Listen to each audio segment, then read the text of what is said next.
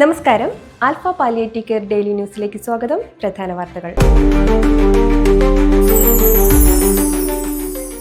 Kodungallur JTS technical higher secondary സ്കൂളിൽ Arish ക്ലബിന്റെ നേതൃത്വത്തിൽ പാലിയേറ്റീവ് കെയർ ബോധവൽക്കരണ ക്ലാസ് നടത്തി. 250 വിദ്യാർത്ഥികൾ പങ്കെടുത്തു. കമ്മ്യൂണിറ്റി വെൽഫെയർ ഡിസ്ട്രിക്ട് കോർഡിനേറ്റർ മേഘ്ന അനിൽകുമാർ ക്ലാസ് നയിച്ചു. ഷക്കീല ടീച്ചർ സ്വാഗതവും സ്റ്റുഡന്റ് കോർഡിനേറ്റർ അനന്തു നന്ദിയും പറഞ്ഞു.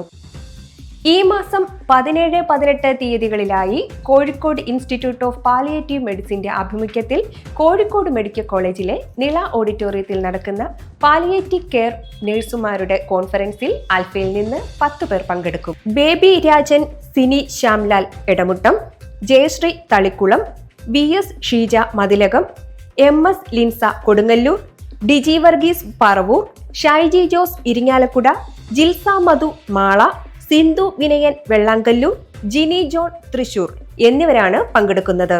ഡിജി വർഗീസ് പോസ്റ്റർ പ്രസന്റേഷനിലും ജിൽസ മധു പേപ്പർ പ്രസന്റേഷനിലും പങ്കെടുക്കും.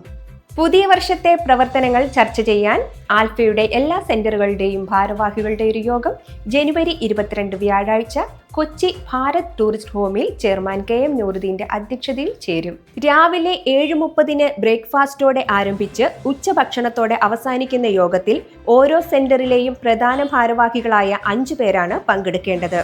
ഓരോ സെന്ററും പുതിയ വർഷത്തിൽ പുതിയതായ നടപ്പാക്കാൻ ഉദ്ദേശിക്കുന്ന കാര്യങ്ങൾ ഹ്രസ്വമായി യോഗത്തിൽ അവതരിപ്പിക്കണമെന്ന് ഗവേണിംഗ് കൗൺസിൽ അഭ്യർത്ഥിച്ചു.